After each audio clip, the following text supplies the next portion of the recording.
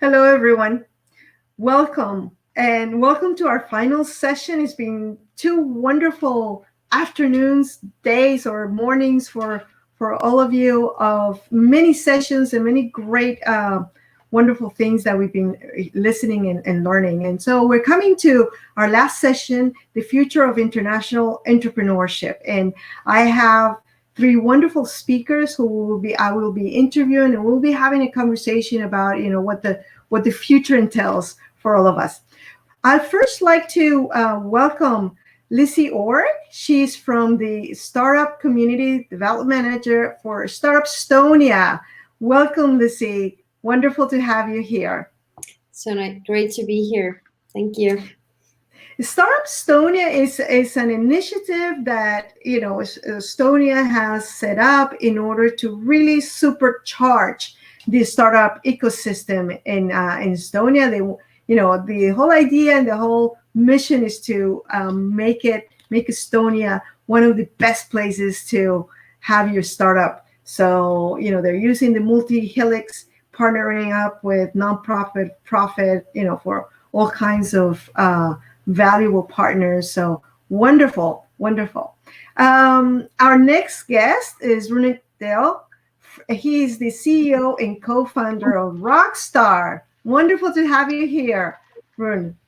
Very happy to be here. Thanks a lot, Sandra and Lizzie. Nice to meet you. Same here.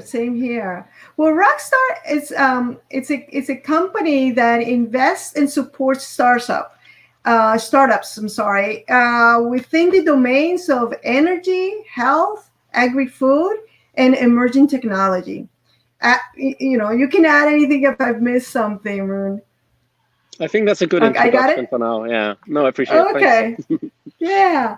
Well, they also provide access to capital, market, community expertise, anything that is part of this ecosystem that people need to use, right, in order to set up their businesses in these fields. So wonderful to have you. Can't wait to hear more about the he's coming back. He promised us that. Well, now, there we go. You're back. Oh, wonderful. Now, our last but not least, I'd like to welcome Maria Lucia Bermudez, who is our founder of Here to Start. There we go, Maria Lucia. Maria Lucia almost does not need an introduction because, everybody knows her and everybody knows what a power woman she is. But nevertheless, I like to introduce Maria Lucia. She's a tremendous entrepreneur. She had the vision and the idea of Here to Start, and we have joined forces in getting it going. And it's amazing in terms of how quickly the community has grown, and having people like all of you in this stage and being able to share with the community. I think that in itself is a tremendous gift. So thank you, Maria, for having that vision and that, that power that you always carry with you. Wonderful. Here we are. And in sympathy to Rooney, I will say thank you. Yes, that's a sign for work. Thank you. Thanks. Good. So I'm going to start with the first question. And like I said, this is going to be a very informal and just, relaxed conversation where we would like to, ask you all, why are the Netherlands and Estonia good places to get your business started, as an international entrepreneur? And given the fact that we have Estonia as our guest country this year, I'm going to give the word to you, Lizzie. So. Thank you. It's an honor to be the guest country. And Estonia, I gave a short presentation earlier as well, what's happening in Estonia. And I think the two main things is that Estonia is so small. So there's really great access to different people you meet.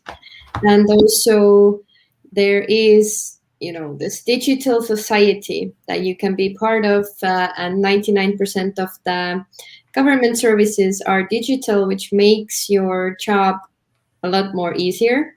You don't have to, spend time in lines and waiting for paperwork done. Everything can be done digitally. Also, we have a lot of support services available, both either Estonian entrepreneurs, but also for internationals. And, there are many, many great things about Estonian startup ecosystem. And I think you just need to come and discover that yourself and come to Estonia. Thank you. We'll definitely take that invitation. How about you, Roon? Is it similar for the Netherlands? Is also the fact that it's small? Is it a digital society? How does that compare? Yeah, I think that's quite a few things actually about the Netherlands that makes it exceptionally well to start a business. Back in the days when we kicked off, we kind of had this saying to entrepreneurs, international entrepreneurs: if you couldn't make it here, you couldn't make it anywhere, because the market it's so dynamic. And looking at myself, right, I run Rockstar today.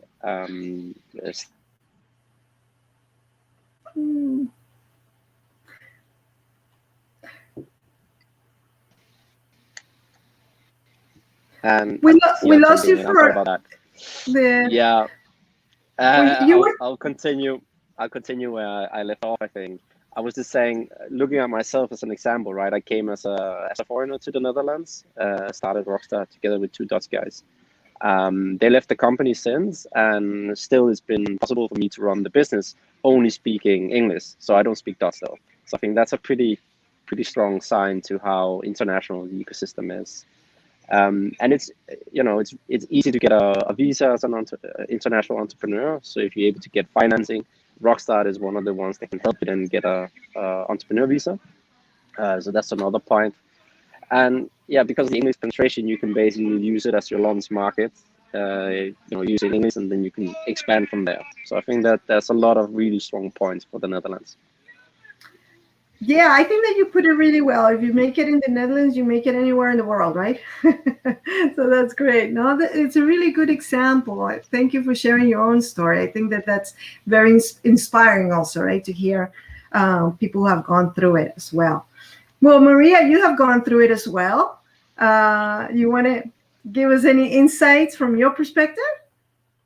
What I can say as a Colombian entrepreneur in the Netherlands is that things here can go really fast. We say it like more rápido y furioso, intercity direct. Well, we have a way of doing things in the Netherlands that is fast, straight to the point, direct. And I think that's also something that Lizzie was mentioning about Estonia. When you have these small countries, no offense, but it's really small in comparison to other countries, you can take the train from A to B and, go around in 3 hours. You are around the Netherlands. So that means that it makes it accessible, not only in a geographical position or like perfect location, but also people are reachable, people at sea level, people from bigger companies. So when you start the business here, I always advise internationals to be confident about what they have to offer, So instead of thinking I don't have this, because from Latin American culture, we're used to always network and, be introduced by friends. So, you don't need an introduction in the Netherlands. You can just go and say to Lucia and Rooney, we just met like this, hey, I have this event. I want you to be speaking at this event. And here they are, This is exactly what happens when you have something amazing or something great to offer. People will listen to you. So this is something that I always say to people, because you need to understand the culture and how business is done locally before, just copy pasting how you will normally approach people in your country. Yeah. So I think that both countries are really having that common trait: small, reachable, direct communication. And I think that's really good land for international entrepreneurs to think about starting a new business and testing a business in high multicultural and diverse markets. Yeah. Great. Thank you, Maria. Those are really good tips. And moving to another similar topic is, how do local key players support international entrepreneurship and promote diversity? I mean, I've been following, the story of innovation and how important innovation is, for the, for the world and for this 21st century. And one of the key aspects of innovation is always diversity. bringing diversity, bringing different perspectives into, and mix them. So how does that play? How is the local support, including internationals and supporting diversity? Roon, do you want to go first?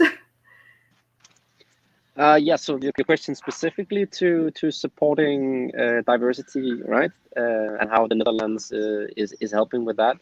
But I think the openness of the culture, right, is a trading nation who used to have colonies across and trade with many different countries. So there's this complete openness to wherever you're from. The way I experience it, at least being in the Netherlands, right, which really help anyone to basically come and start a business.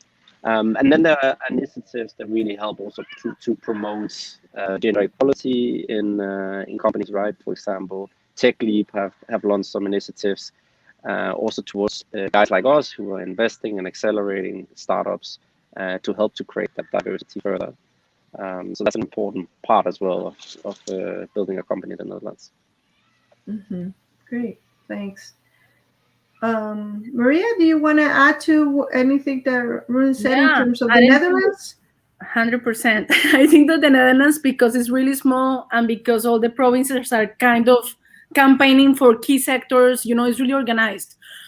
So when you know how the map works, when you know where are the key players and where are the communities, it's easier to navigate. And I think that because the Netherlands is so international oriented, that makes it easy for us to connect with the right people, and things can be even localized. Like that's why we also adhere to take the time to map it out and see, okay, so what's happening in Rotterdam, in Amsterdam, in the different cities, where are the hubs that we have there, and maybe Lucia also can share about the hubs, because in that way you can navigate and you can really find people. And I see that the successful entrepreneurs, or the international successful entrepreneurs I know, are those who, since the very beginning, are joining forces with local players. Super important not to be with Latin community or Dutch people, no. But the combination of joining forces with local people is actually what helped us to create a bigger community and accomplish in the end better business results. I think that's the key. Yeah. Thanks. Let's see. So in Estonia, how is Estonia supporting diversity, internationals who bring in this different perspective into the startup ecosystem? I think to be honest, I think Estonia is not that in such a great place as you guys are, because you're an older country like the Netherlands is. Estonia is only, I think, 31 years old, right? At least like when we gained the independence. But of course, like past 10 years have been going like full speed, and everything has changed, I'd say, from actually with Skype coming to Estonia, and it was founded, and like how we started hiring people from abroad, and we had to kind of culturally adapt. And I think now it's such a, in a so much better situation. And now I would say that we are very open to people, and which means that the teams are super diverse. All the teams are actually like putting a lot of emphasis on to get women on the teams, like technical teams, but also people globally from all around the world, and trying to make it comfortable for them to live here, because Estonia is so cold on the winter. So you had to like make up some cool things, like bring them to sauna or something like that. But anyway, yeah. The diversity part is super important in a way that we have now many programs for example, girls, young girls who are still studying in like primary school and want to discover more technology parts. I think it's very important to introduce them the entrepreneurship world and also the technology part, because guys, of course, obviously do that more. So now we have those programs for girls, and I've been also a mentor in one of those programs, and it's definitely like, the Estonian startup community gives back to our young generation for them to raise from there and have more women in the technology. And then the Jõhvi Technology School is also built, and there's no age limit. So you can be, I don't know, like 80 and maybe want to study coding and, change your career, something like that. Everything is really diverse now, but not like we're not quite there yet, but we're still working on different things, definitely.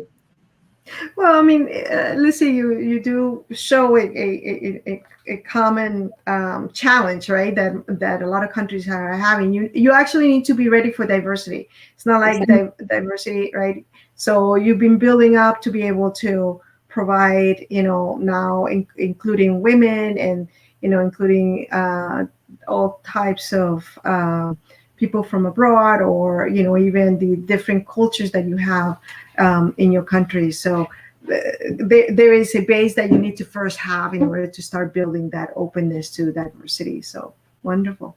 Well, let's move then to closer. Then we've been talking about how the local government can support that innovation, that diversity. So how can the entrepreneurs build these local networks? Where's a good place to start? How to grow the local networks within the Estonian startup in this case? How to grow the local networks? The local networks are all there. They're already there. They're like established. You just need to, just find them. And it's really easy because, small country. And for international people, we do have regular meetups, which is, mostly in Tallinn, but now we're going to do one in Tartu, where the startup day happens. And usually we have a lot of people from the ecosystem, both from Estonians are sharing their information, and then also a lot of global founders and employees from different startups as well. So the information and the contacts are there. We in Startup Estonia try to, put them together and organize those kind of things. And not only us, actually, there are like 150 support organizations for startups, and they do a lot of that work as well. They really focus, some of them focus really much on the international people. But one thing, what is I think very important, is that we don't have any programs specifically for internationals. For example, we don't have any incubators only for them. We want to mix all the people, like Estonians, internationals, so on and so forth, so that there's a very diverse ecosystem, and it is it has been really great. Yeah, well, Rooney, where to set up your next hub, right? When they need you. For sure. Rooney, so the question was, how can you grow a local network for the entrepreneurial ecosystem? And so Lizzie was sharing, from the perspective of Estonia. So my question to you is, when you were starting, how did you grow your network? Yeah. Let me try to cover that, and as you see, my connectivity issues continues. So Maria, please jump in and cover if that happens. But yeah, basically starting out Rockstar back in the days, I mean, we quite fast realized that the way to bring most value to entrepreneurs was to offer a unique ecosystem. So basically having the best possible experts and market access. And then when we decided to launch the indie program a couple of years later, and that's then been the strategy for Rockstar, to try to make a really tailored approach to every entrepreneur. And you can only do that if you then have the best experts within the field. Well, Maria, I think that you need to continue. I will. Well, he's back now. emerging technologies. Sorry for this, guys. But basically, by having this approach, you also attract startups that are really looking for that number one ecosystem that you want to offer, right? So I think that's an approach that will make it easier for local ecosystems to also find the right resources to connect them around that ecosystem. So that's been our approach. Yeah. And Maria Lucia, you want to tell a little bit about how how Here to Start can help? 100%. I think that we also started Here to Start based on this need, of having access to a network and bringing together like the right people on the table. So not only key players, but also other entrepreneurs who already did it. 10 years ago when I came, there was not even startup visa in the Netherlands. I needed to apply with a self-employed visa, and none of my friends when I studied at the university was an entrepreneur. So it was literally like lost in translation, what to do with all this paperwork, how to tackle all this. So in the end, it's okay. In one part, it's like, okay, what the locals are doing or what movements and different hubs and different cities are doing to really make that network accessible, but also you as an entrepreneur, how you can be entrepreneurial about building your own network and, like building that. Yeah, making it possible. Back in the days when I was starting my, my company, I came with my advertising agency, not even what I'm doing now. So I was okay. So how do I get Dutch clients? So how do I tackle this? And I saw it fast that there was a gap in between, that I needed to find the right people. So I started collecting experts, for legal, for marketing, for everything. And then that's how I moved in Amsterdam, and I started doing my own meetup. I said, I don't see this happening, so I would start my own meetup. And then started like growing. And in the moment I was big enough and that I had more than 40 experts, I said to Sandra, hey, we should make this accessible to all the students and alumni. So that's how we started, like with a collaboration between my expert pool and the NL alumni network that was gathering all the talent that is like wondering what are their next career steps in the Netherlands. Because of course, everybody comes to the Netherlands thinking about, I finish my degree and then I look for a job, of course.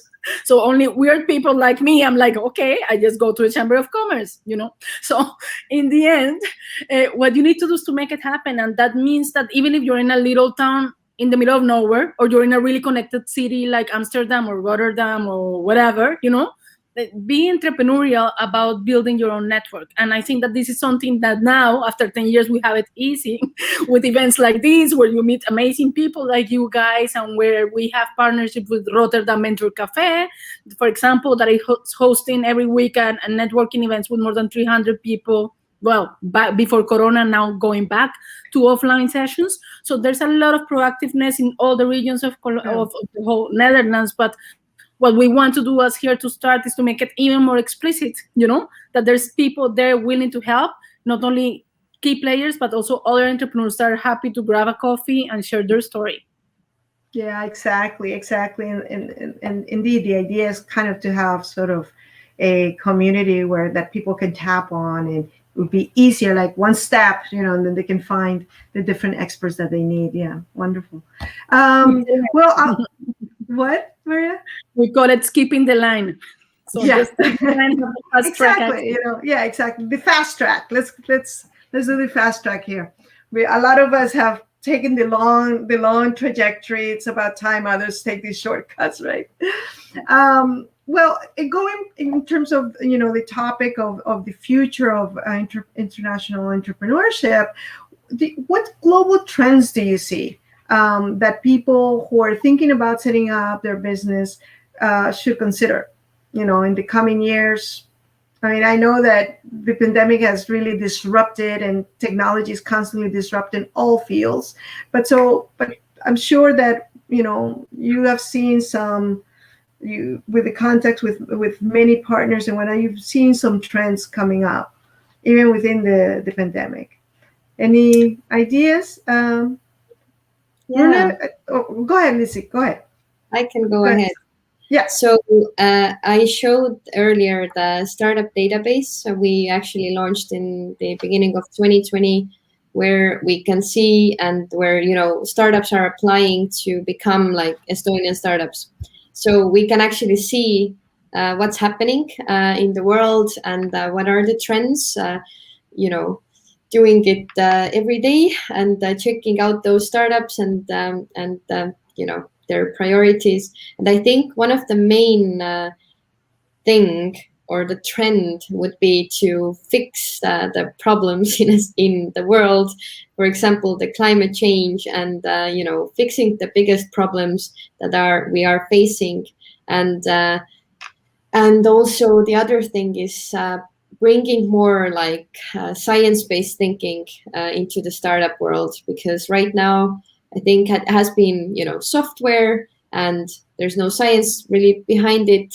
And now universities and scientists and startups, we're trying to put them together more, at least in Estonia. And I know it's actually a trend in general in the whole world. And yeah, those maybe two things. As a major like innovation wave is coming, I think the science-based thinking needs to be there in order to really go forward, I think. Right. Well, thank you. And I mean, I'm looking at Rooney, and you're sort of focusing domains like energy and agri-food, which sort of complement what Lucia is saying. Is other things in, for example, health that you're seeing developing, or anything else? Yeah, I mean, it's clear for us what we look at, right? As the themes. Energy was quite early on. 2014, we started investing in agri-food. 2019 onwards, and then health. We also been investing in since 2015. So it's all related to the well-being of humans. Basically, how do we ensure that we have a sustainable future, right? Considering that we're constantly growing in population. Also, the emerging markets become more and more wealthy and expect the same living standards that we do. So we can kind of see that coming together in an impossible setup if we continue the way that we are right now. So we need to continue to think in innovation, but from a sustainability point of view. And I think that aligns well with Lucy's point on bringing more of the hard science from universities into the startup world. And I think that's what we definitely see at the moment. And I think if you're not having a sustainability or like ESG agenda as a startup, in a couple of years from now, I think you have a great chance of not being relevant for the investment community, because they will be looking for that. So that's the great news.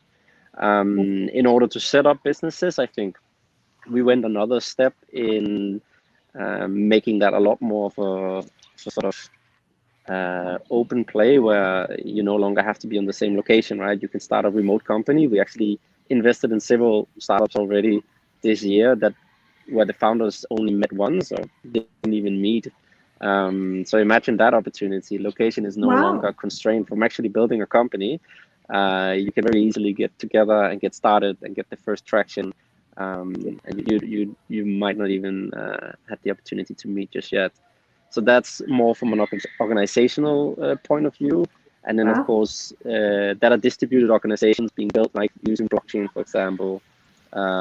So distributed autonomous organization is a trend as well, that I'm sort of trying to follow as well as I can, which could mean like a quite significant disruption for how companies are built in the first place, right? So lots of trends, but again, technology is moving extremely fast. And a startup is just a matter of like utilizing what's out there and the best practices. No, exactly. And Lucia, did you want to say something? Did you want to add to that? I wanted to add one thing. What I just came to my mind is that I think one of the trends is that the governments are also starting to think that they should involve those disruptive companies like startups into their systems. For example, in Estonia, we have Accelerate Estonia, which is also like a governmental program, and it is bringing in startups so that they could figure out the solutions to the biggest kind of obstacles in the government system. We can actually, have government and the entrepreneurs working together in terms of like, better life for us or the population overall. So I think more and more governments are looking into that actually. And in Estonia, we also have this like e-Estonia showroom that is helping to advise different countries in their like digital societies as well. So I feel like since the COVID also taught us that everything would be easier if it's digital, because then we can, live our lives continuously and nothing is stopped, and we can do our business and so on. Then I'm pretty sure that this is also going to change in those like next years or so. Right. Well, yeah, I mean, Estonia was ready, right? Once the pandemic, you guys were ready. So no, it's I just had a panel during one of our events, Latitude 59, and we also talked about like how did it affect us, and my panelist also said something like, it was pretty great. Like we could do it in 1.5 hours. Just take our like computer from the office and just set it up at home and do it. Nothing actually stopped. Of course, for like regular companies who are not so digital, like with startups, it was a way easier thing. Yeah. Of course. Maria, did you want to add anything to the trends? What you're seeing with all the experts and many partners within Here to Start? Yes, of course. So apart from the sectors that you're mentioning, I think that also the profile of the international entrepreneur is changing. The concept of what is an entrepreneur. So important, like keywords, it's going to be multicultural. It's going to be diverse because remote work makes it happen, right? So me working with whoever is a good match for my business as co-founder level or team level, it's going to happen. It's already here to stay, this reality. Second is going to be about impact, how we can change the world, like for real. It's not like just do it because it's a good thing to put in your report. No, really, do we care about health seriously? Do we care about work-life balance seriously? Is that on the core of our business, how we think about the business, and what type of ideas and solutions we bring? Also, the entrepreneurial or having an entrepreneurial mindset within the organizations that you work on is going to be a must moving forward.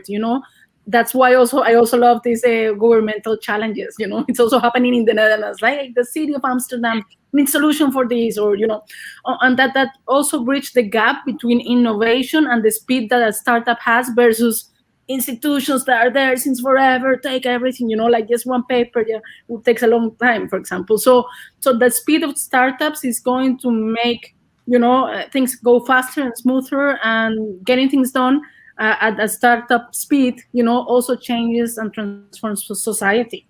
And I think, that's my take. The diversity, learning how to work with it, like international talent, something that we really have to do here, also in the context of the NL Alumni Network, like how to make the best out of that combination in a way that we're both coming from a power, same power perspective. Because sometimes it's like you need the job, you need the client. Oh, I don't know. It's not like that. It's like how being international is going to be actually something amazing, a key selling point, like really good, to promote who you are and to also make better collaborations around all the ingredients you're bringing to the table in local markets, in the context of local markets. Yeah.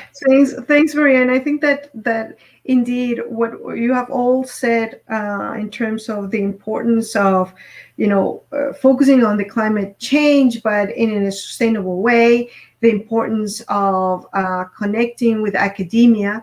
I think that universities are setting up also this whole thing about an entrepreneurial mindset, and they're setting up entrepreneurial, colleges. Some of them are even branding themselves as entrepreneurial universities.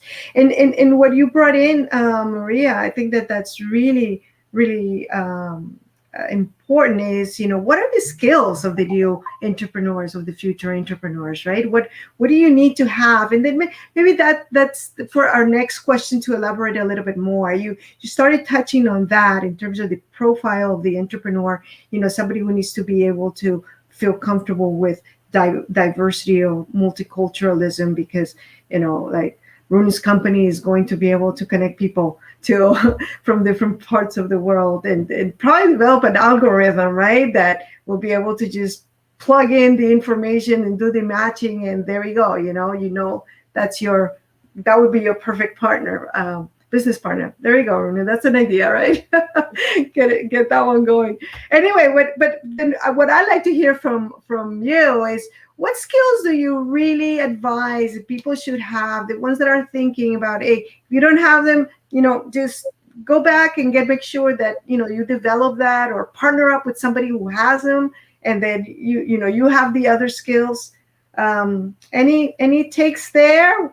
Rooney, would you like to start on this one? Yeah, sure. Yeah, I would be happy to start. So, well, I think it's always about the founder sort of market fit, right? Like, what market are you going after with what solution?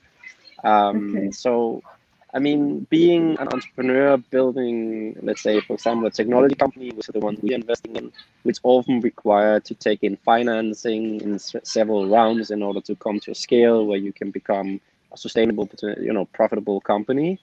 That comes with a desire to also take quite significant, risk early on. And it's kind of a certain entrepreneurial profile that we're looking for there.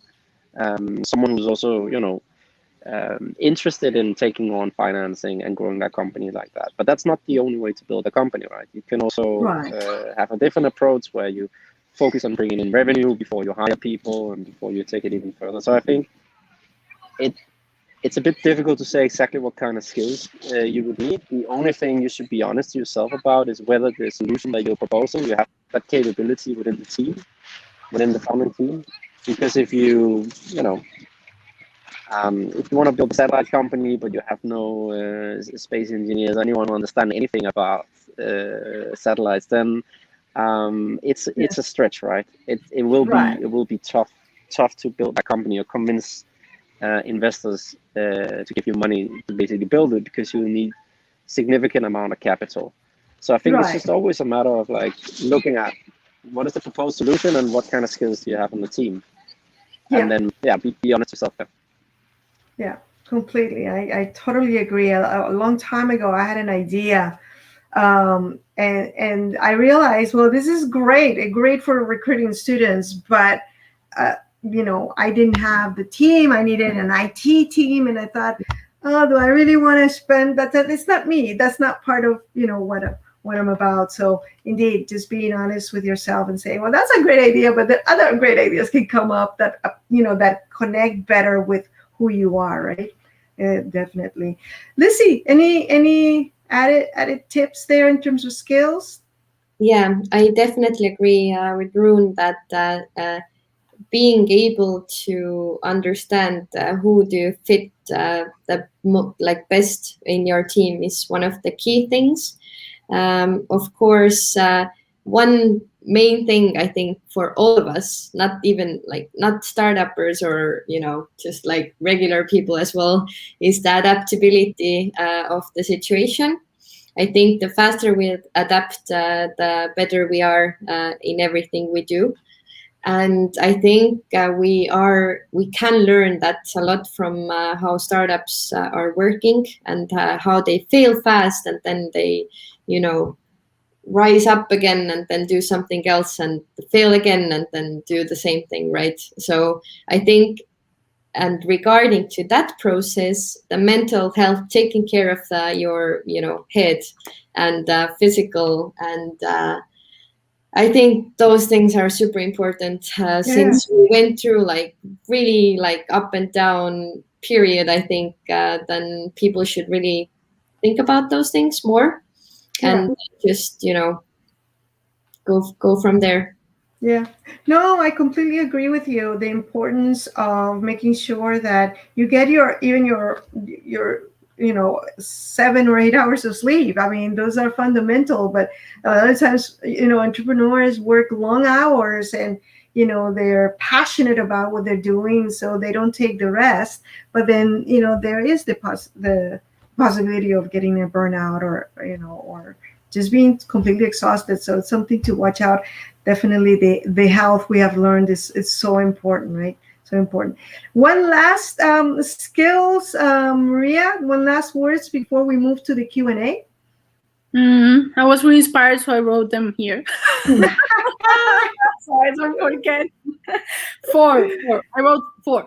Well, the first one is resilience, Corona situation, the fact that we're not from here, international, somewhere else around the world, shows that we need to adapt, like yes or yes. We have to learn that, Change is a reality. It's not like, oh, surprise. The only thing that we know for sure is that things are going to change and things are uncertain, and how we adapt and respond to that, not only as businesses, but as people, so that's one, learn how to be resilient.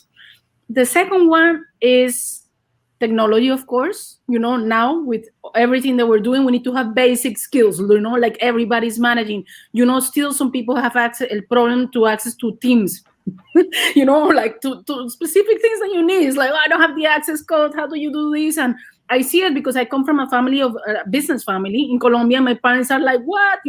So what is going to happen with the next generations? Is it going to be PowerPoint? If it's going to be like, what type of software do you need at basic level without being in tech? Just the basic technical skills, we need them, yes or yes. Another one is sustainability. We really need to take that seriously. It's not about hashtag whatever. It's not about fashion things, It's about taking that seriously and understanding how we can make it sustainable. Many people say, no, but I'm not doing a product, so why should I think about how to make it green? Well, are you printing paper, or what are you doing? How can you take care of the environment? And not only the plants and the trees, but our environment, not to be toxic or around toxic people as well. That's also important, to create a good environment for ourselves. Another one that I thought about is communication. Yes, communication skills are really important. Now that you don't have maybe the fancy office or whatever, what you have is your story. So to be a storyteller, to know how to tell your story and not think about it like I'm being salesy, to find the right spot in how you put yourself out there, regardless of introvert, extrovert, no, regardless of who you are, know how to communicate what you do, I think is important. Also in meetings, like, what do I want from this meeting before they're spending the next, 10,000 hours in meetings? Why do you need all these Zoom meetings? Huh? So learn how to communicate. And the last one, that is also something that I was surprised about, I was reached out on LinkedIn through the University of Amsterdam. Maria, do you want to give a workshop on networking? I'm like, can I teach that? Yeah. Learn how to network, from a really authentic place, not in a transactional way, because you care about people, and people can see through you when you authentically care. No random copy-paste LinkedIn message. No. Learn how to network, learn how to build connections. I think that's something that everybody needs to know. Like, that's my toolbox for you guys. Thank you. That's wonderful. You wrapped it up really well. Stay human, pretty much is what you're saying. Stay human. Yeah, we need to take care of our health. We need to be resilient, definitely, and take care of our planet and stay human. Good. So I got one question from the audience, and we'll start taking more questions from the audience. And one of them is, what advice would you give on whether to choose to be an entrepreneur or be, in corporate life? Why being an entrepreneur instead of being a corporate? Depends on the personality, right? I guess. I'm the wrong person to ask because I never had a job. So for me, there was nothing else. I think that it's not like a DNA that, you're born and then it's like, oh, this is the only thing you can do in life. I think that entrepreneurship gives you freedom, but not the freedom of going out to a beach and not the picture of freedom, but the picture of where you are 100% responsible for your choices. What type of business, who is my client? Do I really want to have this person as a client? Who are my co-workings? How are my co-workings or my co-founders? I think entrepreneurship gives you access to thinking further about what to do with your time in this planet, So that's what I think that, you need to have. And sometimes I understand that for many people, it's not like, yeah, I'm ready for this. You need to have the experience. And it's good when I also meet people who are after 12 years, like, for example, one of our speakers that was working at Calvin Klein, like C-level, she said, ciao, So sometimes you need to do the whole thing to understand what you can also bring from that corporate life into entrepreneurship, But I think that there's not like this is better than that. But I think that in general, being an entrepreneur gives you a world of possibilities and a lot of options, I think. Yeah. One last idea of why choosing entrepreneurship, or why not? From both of you, we only got like half a minute. Roon?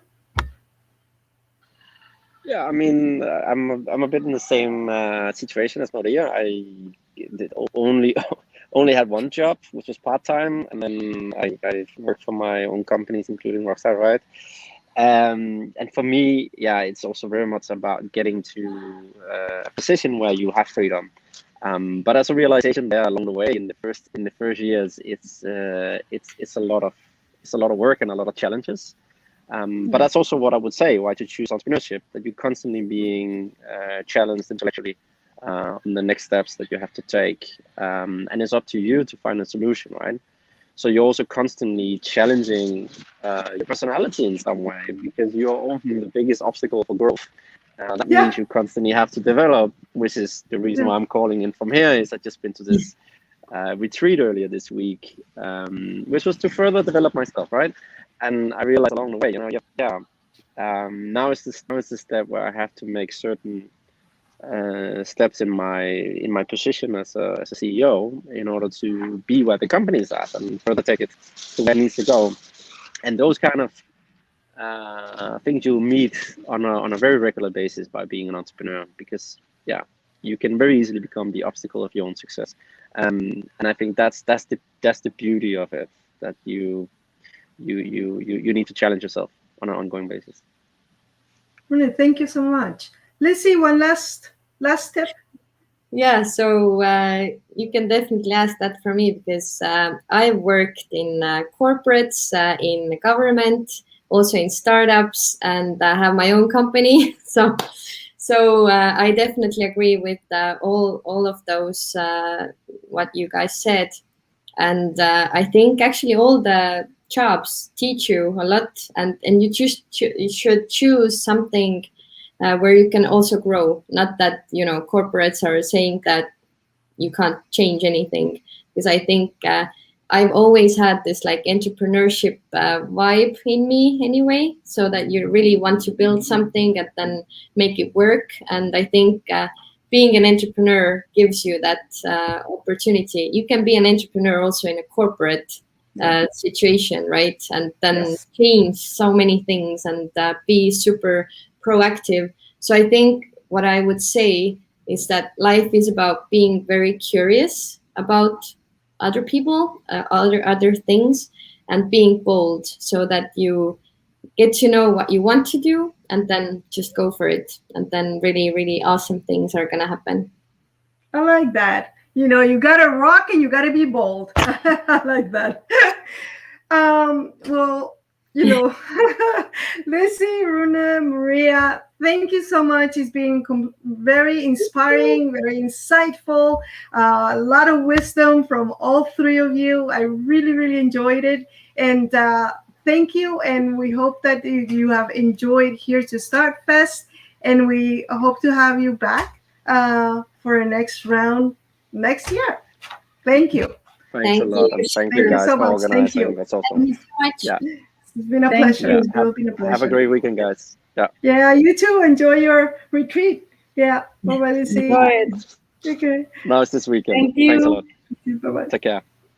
Bye-bye. Bye-bye. Bye-bye. Bye. Well, now it's time to wrap it up. Thank you, Lucy. Yes. You Ciao. stay here, right? Ciao. Yes, we stay here. Ciao.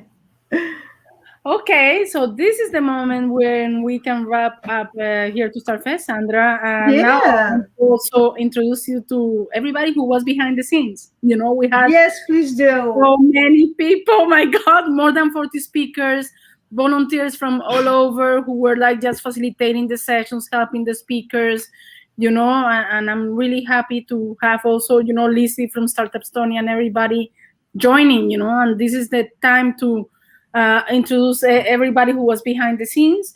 and also to tell a little bit about who we are and what are the next steps, because nice event, and we're talking about this exactly, right? So for everybody who is an attendee, and also for everybody who's watching this through our YouTube channel, we're going to be sharing next steps soon.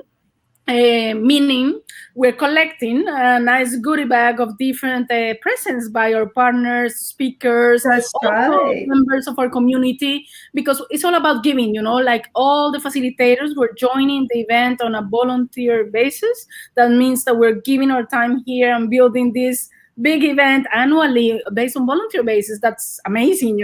If you have people joining as volunteers, what else can you say? People are highly motivated to promote international entrepreneurship, not only in the Netherlands, but also in all these other guest countries that we're opening. And I'm really, really happy about that. So maybe it's time to show you a little bit about the team. And also thank you, Sandra, because we met and we're doing this together as well. So there they are. There they are. Wow, Carla, Gonzalo, Karen, thank you. Yes. You guys were amazing. Lizzie's still here. Great. Go sing. Thank you. Yes. Yes. It's been a great, Maria. Thank you. That we're here taking the afternoon shift. I want to really show like the team and the people who made it happen, and to thank everybody in public for this opportunity. Of course, it's not the same like giving each other a hug and popping up all the balloons, but in the end it's about what we do together, and all the people that were just coming on a Friday saying we're going to do it, even if it's the summer, even if with internet connection problems, whatever. So I do appreciate that, and I want to thank you personally for this, for putting this an amazing program together with all these simultaneous sessions. By the way, the platform of the event is going to be open for everybody to come and watch anything you missed, because of course we had a lot of simultaneous things happening. And now from 6 p.m. here in the Netherlands, I think what time is it in Estonia? 7 p.m. in Estonia. 7 p.m. Estonia, the doors for Meet and Deal are opened, meaning that you can do networking now. So you can book one-on-one sessions within our platform and talk to people. Just talk to people and connect.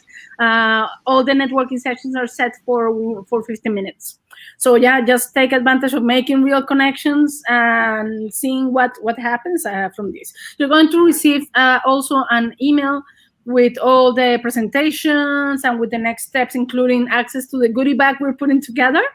And also, we're going to be inviting you to our platform that we're launching as well, where we're going to have all the attendees in one place, so you can also continue this networking and have access to all the information from our partners, speakers, and benefits for the community. We receive a lot of amazing things to all of our partners. So thank you for that. And I think that, more than celebration and closure, I think that we are set.